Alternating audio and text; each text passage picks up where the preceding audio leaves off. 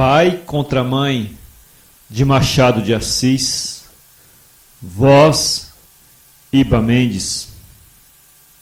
A escravidão levou consigo ofícios e aparelhos, como terá sucedido a outras instituições sociais. Não cito alguns aparelhos, senão por se ligarem a certo ofício. Um deles era o ferro ao pescoço, outro o ferro ao pé. Havia também a máscara de folha de Flandres. A máscara fazia perder o vício da embriaguez aos escravos, por lhes tapar a boca. Tinha só 3 buracos, 2 para ver, 1 para respirar, e era fechada atrás da cabeça por um cadeado. Com o vício de beber, perdiam a tentação de furtar, porque geralmente era dos vintém do Senhor que eles tiravam com que matar a sede. E aí ficavam 2 pecados extintos, e a sobriedade e a honestidade certas. Era grotesca tal máscara, mas a ordem social e humana nem sempre se alcança sem o grotesco, e alguma vez o cruel. Os funileiros as tinham penduradas à venda na porta das lojas. Mas não cuidemos de máscaras. O ferro ao pescoço era aplicado aos escravos fujões. Imaginai uma coleira grossa, com a haste grossa também à direita ou à esquerda, até ao alto da cabeça e fechada atrás com chave. Pesava naturalmente, mas era menos castigo que sinal. Escravo que fugia assim, onde quer que andasse, mostrava um reincidente, e com pouco era pegado. Há meio século, os escravos fugiam com frequência. Eram muitos, e nem todos gostavam da escravidão. Sucedia ocasionalmente apanhar e pancada, e nem todos gostavam de apanhar pancada. Grande parte era apenas repreendida. Havia alguém de casa que servia de padrinho, e o mesmo dono não era mau. Além disso, o sentimento da propriedade moderava a ação, porque dinheiro também dói. A fuga repetia-se, entretanto. Casos houve ainda que raros, em que o escravo de contrabando, apenas comprado no valongo, deitava a correr, sem conhecer as ruas da cidade. Dos que seguiam para casa, não raro, apenas ladinos, pedia ao senhor que lhes marcasse aluguel, e iam ganhá-lo fora, quitandando. Quem perdia um escravo por fuga dava algum dinheiro a quem lhe o levasse. Punha anúncios nas folhas públicas, com os sinais do fugido, o nome, a roupa, o defeito físico, se o tinha, o bairro por onde andava e a quantia de gratificação. Quando não vinha a quantia, vinha a promessa. Gratificar-se-á generosamente, ou receberá uma boa gratificação. Muita vez o anúncio trazia em cima ou ao lado uma vinheta, figura de preto, descalço, correndo, vara ao ombro, e na ponta uma trouxa. Ora, pegar escravos fugidios era um ofício do tempo. Não seria nobre, mas, por ser instrumento da força com que se mantém a lei e a propriedade, trazia esta outra nobreza implícita das ações reivindicadoras. Ninguém se metia em tal ofício por desfastio ou estudo. A pobreza, a necessidade de uma chega, a inaptidão para outros trabalhos, o acaso e alguma vez o gosto de servir também, ainda que por outra via, dava um impulso ao homem que se sentia bastante rígido para pôr ordem à desordem. Cândido Neves, em família Candinho, é a pessoa a quem se liga a história de uma fuga. Cedeu à pobreza, quando adquiriu o ofício de pegar escravos fugidos. Tinha um defeito grave esse homem. Não aguentava emprego nem ofício, carecia de estabilidade. É o que ele chamava caiporismo. Começou por querer aprender tipografia, mas viu cedo que era preciso algum tempo para compor bem, e ainda assim talvez não ganhasse o bastante. Foi o que ele disse a si mesmo. O comércio chamou-lhe a atenção, era carreira boa. Com algum esforço entrou de caixeiro para um armarinho. A obrigação, porém, de atender e servir a todos feria-o na corda do orgulho, e ao cabo de 5 ou 6 semanas estava na rua por sua vontade. Fiel de cartório, contínuo de uma repartição anexa ao Ministério do Império, carteiro e outros empregos foram deixados pouco depois de obtidos. Quando veio a paixão da moça Clara, Não tinha ele mais que dívidas, ainda que poucas, porque morava com um primo, entalhador de ofício. Depois de várias tentativas para obter emprego, resolveu adotar o ofício do primo, de que, aliás, já tomara algumas lições. Não lhe custou apanhar outras, mas, querendo aprender depressa, aprendeu mal. Não fazia obras finas nem complicadas, apenas garras para sofás e relevos comuns para cadeiras. Queria ter em que trabalhar quando casasse, e o casamento não se demorou muito. Contava 30 anos, Clara 22. Ela era órfã, morava com uma tia, Mônica, e cozia com ela. Não cozia tanto que não namorasse o seu pouco, mas os namorados apenas queriam matar o tempo. Não tinham outro empenho. Passavam as tardes, olhavam muito para ela, ela para eles, até que à noite a fazia recolher para a costura. O que ela notava é que nenhum deles lhe deixava saudades nem lhe acendia desejos. Talvez nem soubesse o nome de muitos. Queria casar, naturalmente. Era, como lhe dizia a tia, um pescar de caniço, a ver se o peixe pegava, mas o peixe passava de longe. Algum que parasse era só para andar à roda da isca, mirá-la, cheirá-la, deixá-la e ir a outras. O amor traz sobrescritos. Quando a moça viu Cândido Neves, sentiu que era este o possível marido, o marido verdadeiro e único.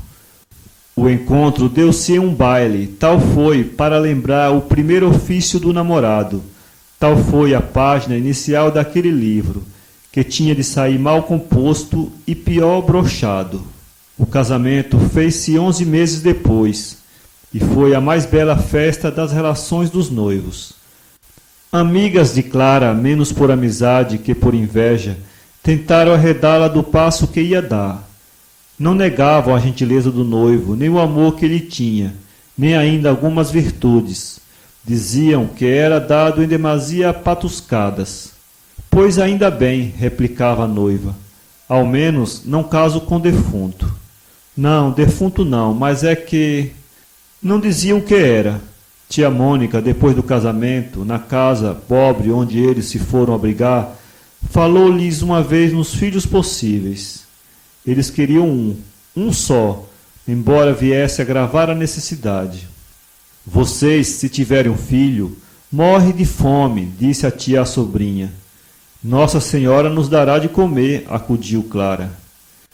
Tia Mônica devia ter-lhes feito a advertência ou ameaça quando ele lhe foi pedir a mão da moça, mas também ela era amiga de patuscadas, e o casamento seria uma festa, como foi. A alegria era comum aos três. O casal ria a propósito de tudo.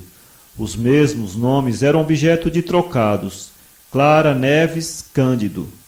Não davam que comer, mas davam que rir, e o riso digeria-se sem esforço. Ela cozia agora mais. Ele saía a empreitadas de uma coisa e outra. Não tinha emprego certo. Nem por isso abriu mão do filho.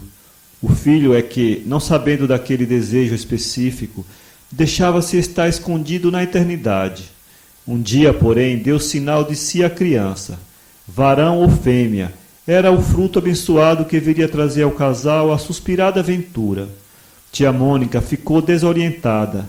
Cândido e Clara riram dos seus sustos. Deus nos há de ajudar, titia, insistia a futura mamãe. A notícia correu de vizinha a vizinha. Não houve mais que espreitar a aurora do dia grande. A esposa trabalhava agora com mais vontade, e assim era preciso, uma vez que, além das costuras pagas, tinha de ir fazendo com retalhos o enxoval da criança. À força de pensar nela, vivia já com ela, media-lhe fraldas, cosia-lhe camisas. A porção era escassa, os intervalos longos. Tia Mônica ajudava, é certo, ainda que de má vontade. Vocês verão a triste vida, suspirava ela. Mas as outras crianças não nascem também? Perguntou Clara. Nascem, e acham sempre alguma coisa certa que comer, ainda que pouco. Certa como? Certa um emprego, um ofício, uma ocupação. Mas em que é que o pai dessa infeliz criatura que aí vem gasta o tempo? Cândido Neves, logo que soube daquela advertência, foi ter com a tia, não áspero, mas muito menos manso que de costume, e lhe perguntou se já algum dia deixara de comer. A senhora ainda não jejuou senão pela Semana Santa, e isso mesmo quando não quer jantar comigo. Nunca deixamos de ter o nosso bacalhau. Bem sei, mas somos 3. Seremos 4. Não é a mesma coisa. Que quer então que eu faça além do que faço? Alguma coisa mais certa. Veja o marceneiro da esquina, o homem do armarinho, o tipógrafo que casou sábado. Todos têm um emprego certo. Não fique zangado. Não digo que você seja vadio, mas a ocupação que escolheu é vaga. Você passa semanas sem vintém. Sim, mas lá vem uma noite que compensa tudo, até de sobra. Deus não me abandona. E Preto Fugido sabe que comigo não brinca. Quase nenhum resiste. Muitos entregam-se logo. Tinha glória nisto, falava da esperança como de capital seguro. Daí a pouco ria, e fazia rir a tia, que era naturalmente alegre, e previa uma patuscada no batizado. Cândido Neves perdera já o ofício de entalhador, como abrir a mão de outros muitos, melhores ou piores. Pegar escravos fugidos trouxe-lhe um encanto novo. Não obrigava a estar longas horas sentado, só exigia força, olho vivo, paciência, coragem e um pedaço de corda. Cândido Neves lia os anúncios, copiava-os, metia-os no bolso e saía às pesquisas. Tinha boa memória.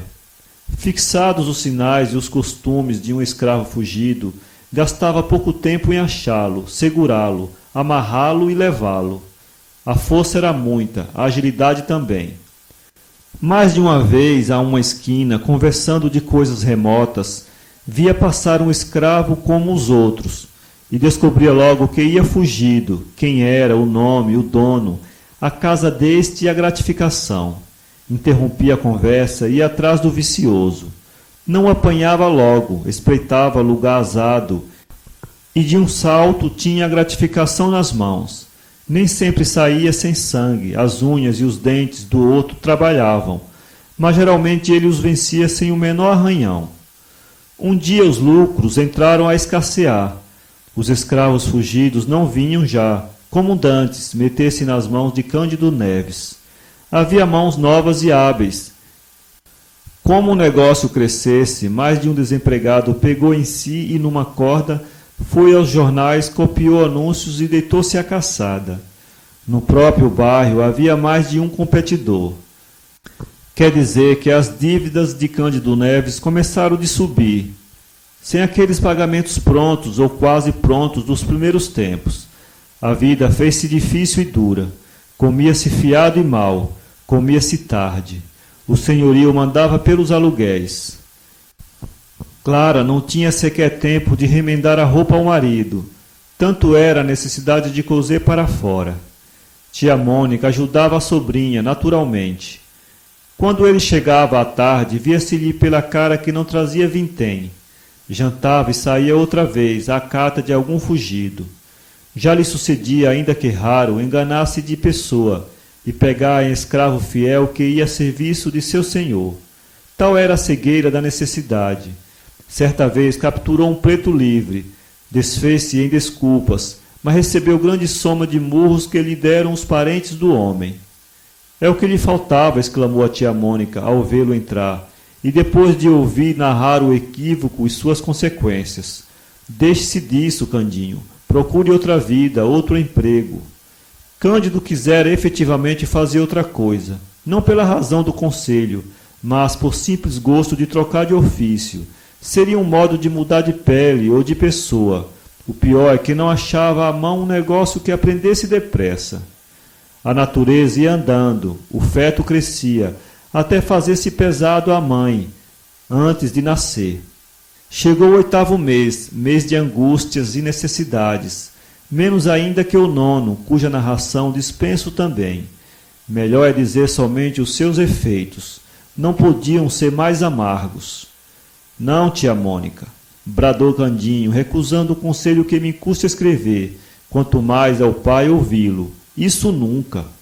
Foi na última semana do derradeiro mês que a tia Mônica deu ao casal o conselho de levar a criança que nascesse à roda dos rejeitados. Em verdade, não podia haver palavra mais dura de tolerar a dois jovens pais que se espreitavam a criança, para beijá-la, guardá-la, vê-la rir, crescer, engordar, pular. Enjeitar quê? Enjeitar como? Candinho regalou os olhos para a tia e acabou dando um murro na mesa de jantar. A mesa, que era velha e desconjuntada, esteve quase a se desfazer inteiramente. Clara interveio. Titia não fala por mal, Candinho. Por mal? Replicou tia Mônica. Por mal ou por bem, seja o que for, digo que é o melhor que vocês podem fazer. Vocês devem tudo. A carne, o feijão vão faltando. Se não aparecer algum dinheiro, como é que a família há de aumentar? E depois, há tempo. Mais tarde, quando o senhor tiver a vida mais segura, os filhos que vierem serão recebidos com o mesmo cuidado que este ou maior. Este será bem criado, sem lhe faltar nada. Pois então a roda é alguma praia ou monturo? Lá não se mata ninguém, ninguém morre à toa, enquanto que aqui é certo morrer, se viver à míngua, enfim. Tia Mônica terminou a frase com um gesto de ombros, deu as costas e foi meter-se na alcova. Tinha já insinuado aquela solução, mas era a primeira vez que o fazia com tal franqueza e calor. Crueldade, se preferes. Clara estendeu a mão ao marido como a amparar-lhe o ânimo. Cândido Neves fez uma careta e chamou maluca a tia, em voz baixa. A ternura dos dois foi interrompida por alguém que batia à porta da rua. Quem é? Perguntou o marido. Sou eu. Era o dono da casa, credor de 3 meses de aluguel, que vinha em pessoa ameaçar o inquilino. Este quis que ele entrasse. Não é preciso. Faça favor. O credor entrou e recusou sentar-se. Deitou os olhos à mobília para ver se daria algo à penhora. Achou que pouco. Vinha receber os aluguéis vencidos. Não podia esperar mais. Se dentro de 5 dias não fosse pago, poluía na rua. Não havia trabalhado para regalo dos outros. Ao vê-lo, ninguém diria que era proprietário, mas a palavra supria o que faltava ao gesto. E o pobre Cândido Neves preferiu calar a retorquir. Fez uma inclinação de promessa e súplica ao mesmo tempo. O dono da casa não cedeu mais. 5 dias ou rua, repetiu, metendo a mão no ferrolho da porta e saindo. Candinho saiu por outro lado. Nesses lances não chegava nunca ao desespero. Contava com algum empréstimo. Não sabia como nem onde, mas contava. Demais, recorreu aos anúncios. Achou vários, alguns já velhos, mas em vão os buscava desde muito. Gastou algumas horas sem proveito e tornou para casa. Ao fim de 4 dias não achou recursos. Lançou mão de empenhos, foi a pessoas amigas do proprietário, não alcançando mais que a ordem de mudança. A situação era aguda. Não achavam casa, nem contavam com pessoa que lhes emprestasse alguma. Era ir para a rua. Não contavam com a tia. Tia Mônica teve arte de alcançar aposento para os 3 em casa de uma senhora velha e rica, que lhe prometeu emprestar os quartos baixos da casa, ao fundo da cocheira, para os lados de um pátio. Teve ainda a arte maior de não dizer nada aos 2, para que Cândido Neves, no desespero da crise, começasse por enjeitar o filho e acabasse alcançando algum meio seguro e regular de obter dinheiro. Emendar a vida, em suma. Ouvi as queixas de Clara, sem as repetir, é certo, mas sem as consolar. Num dia em que fossem obrigados a deixar a casa, fá-los ia espantar com a notícia do obséquio e iriam dormir melhor do que cuidassem. Assim sucedeu. Postos fora da casa, passaram ao aposento de favor, e 2 dias depois nasceu a criança. A alegria do pai foi enorme, e a tristeza também. Tia Mônica insistiu em dar a criança à roda. Se você não a quer levar, deixe isso comigo. Eu vou à Rua dos Barbonos. Cândido Neves pediu que não, que esperasse, que ele mesmo a levaria. Notai que era um menino e que ambos os pais desejavam justamente este sexo. Mal lhe dera algum leite, mas como chovesse à noite, assentou o pai levá-lo à roda na noite seguinte. Naquela, reviu todas as suas notas de escravos fugidos. As gratificações, pela maior parte, eram promessas. Algumas traziam a soma escrita e escassa. Uma, porém, subia a 100.000 réis. Tratava-se de uma mulata. Vinham indicações de gesto e de vestido. Cândido Neves andara a pesquisá-la sem melhor fortuna e abrir a mão do negócio. Imaginou que algum amante da escrava a houvesse recolhido. Agora, porém, à vista nova da quantia, a necessidade dela animara o Cândido Neves a fazer um grande esforço derradeiro. Saiu de manhã a ver e indagar pela rua e largo da Carioca, rua do Parto e da Ajuda, onde ela parecia andar, segundo o anúncio. Não a achou. Apenas um farmacêutico da Rua da Ajuda se lembrava de ter vendido uma onça de qualquer droga 3 dias antes à pessoa que tinha os sinais indicados. Cândido Neves parecia falar como o dono da escrava e agradeceu cortesmente a notícia. Não foi mais feliz com outros fugidos de gratificação incerta ou barata. Voltou para a triste casa que lhe haviam emprestado. Tia Mônica arranjara de si mesma a dieta para a recente mãe, e tinha já o menino para ser levado à roda. O pai, não obstante o acordo feito, mal pôde esconder a dor do espetáculo. Não quis comer o que tia Mônica lhe guardara. Não tinha fome, disse, e era verdade. Cogitou 1000 modos de ficar com o filho, nenhum prestava. Não podia esquecer o próprio albergue em que vivia. Consultou a mulher, que se mostrou resignada. Tia Mônica pintara-lhe a criação do menino. Seria maior a miséria, podendo suceder que o filho achasse a morte sem recurso. Cândido Neves foi obrigado a cumprir a promessa. Pediu à mulher que desse ao filho o resto do leite que ele beberia da mãe. Assim se fez. O pequeno adormeceu. O pai pegou dele e saiu na direção da Rua dos Barbonos. Que pensasse mais de uma vez em voltar para casa com ele é certo. Não menos certo é que o agasalhava muito, que o beijava, que lhe cobria o rosto para preservá-lo do sereno. Ao entrar na rua da Guarda Velha, Cândido Neves começou a afrouxar o passo. Hei de entregá-lo mais tarde que puder, murmurou ele. Mas não sendo a rua infinita ou sequer longa, viria a acabá-la. Foi então que lhe ocorreu entrar por um dos becos que ligavam aquela à Rua da Ajuda. Chegou ao fim do beco e, indo a dobrar à direita, na direção do Largo da Ajuda, viu do lado oposto um vulto de mulher. Era a mulata fugida. Não dou aqui a comoção de Cândido Neves por não podê-lo fazer com a intensidade real. Um adjetivo basta. Digamos, enorme. Descendo a mulher, desceu ele também. A poucos passos estava a farmácia onde obtivera a informação, que referi acima. Entrou, achou o farmacêutico, pediu-lhe a fineza de guardar a criança por um instante. Viria buscá-la sem falta. Mas Cândido Neves não lhe deu tempo de dizer nada. Saiu rápido, atravessou a rua, até o ponto em que pudesse pegar a mulher sem dar alarma. No extremo da rua, quando ela ia a descer a de São José, Cândido Neves aproximou-se dela. Era a mesma. Era a mulata fujona.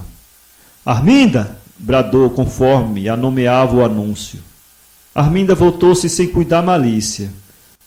Foi só quando ele, tendo tirado o pedaço de corda da algibeira, pegou dos braços da escrava, que ela compreendeu e quis fugir. Era já impossível. Cândido Neves, com as mãos robustas, atava-lhe os pulsos e dizia que andasse. A escrava quis gritar. Parece que chegou a soltar alguma voz mais alta que de costume. Mas entendeu logo que ninguém viria libertá-la, ao contrário. Pediu então que a soltasse pelo amor de Deus. Estou grávida, meu senhor, exclamou. Se vossa senhoria tem algum filho, peço-lhe por amor dele que me solte. Eu serei tua escrava, vou servi-lo pelo tempo que quiser. Me solte, meu senhor moço. Siga, repetiu Cândido Neves. Me solte. Não quero demoras. Siga. Houve aqui luta, porque a escrava, gemendo, arrastava-se a si e ao filho. Quem passava ou estava à porta de uma loja compreendia o que era e naturalmente não acudia. Arminda ia alegando que o senhor era muito mau e provavelmente a castigaria com açoites, coisa que, no estado em que ela estava, seria pior de sentir. Com certeza, ele lhe mandaria dar açoites. Você é que tem culpa. Quem lhe manda fazer filhos e fugir depois? Perguntou Cândido Neves. Não estava em maré de riso por causa do filho que lá ficara na farmácia, à espera dele. Também é certo que não costumava dizer grandes coisas. Foi arrastando a escrava pela rua dos Ourives, em direção à da alfândega, onde residia o senhor. Na esquina desta a luta cresceu. A escrava pôs os pés à parede, recuou com grande esforço, inutilmente. O que alcançou foi, apesar de ser a casa próxima, gastar mais tempo em lá chegar do que devera. Chegou enfim arrastada, desesperada, arquejando. Ainda ali ajoelhou-se, mas em vão. O senhor estava em casa. Acudiu ao chamado e ao rumor. Aqui está a fujona, disse Cândido Neves. É ela mesma. Meu senhor... Anda, entra. Arminda caiu no corredor. Ali mesmo o senhor da escrava abriu a carteira e tirou 100.000 réis de gratificação. Cândido Neves guardou as 2 notas de 50.000 réis, enquanto o senhor novamente dizia à escrava que entrasse. No chão onde jazia, levada do medo e da dor, e após algum tempo de luta, a escrava abortou. O fruto de algum tempo entrou sem vida neste mundo, entre os gemidos da mãe e os gestos de desespero do dono. Cândido Neves viu todo esse espetáculo. Não sabia que horas eram. Quaisquer que fosse, urgia correr à Rua da Ajuda, e foi o que ele fez sem querer conhecer as consequências do desastre. Quando lá chegou, viu o farmacêutico sozinho, sem o filho que lhe entregara. Quis esganá-lo. Felizmente, o farmacêutico explicou tudo a tempo. O menino estava lá dentro com a família, e ambos entraram. O pai recebeu o filho com a mesma fúria com que pegara a escrava fujona de há pouco. Fúria diversa, naturalmente. Fúria de amor. Agradeceu depressa e mal e saiu às carreiras, não para a roda dos enjeitados, mas para a casa de empréstimo com o filho e os 100.000 réis de gratificação. Tia Mônica, ouvida a explicação, perdoou a volta do pequeno, uma vez que trazia os 100.000 réis. Disse, é verdade, algumas palavras duras contra a escrava, por causa do aborto, além da fuga. Cândido Neves, beijando o filho, entre lágrimas verdadeiras, abençoava a fuga e não se lhe dava do aborto. Nem todas as crianças vingam. Bateu-lhe o coração.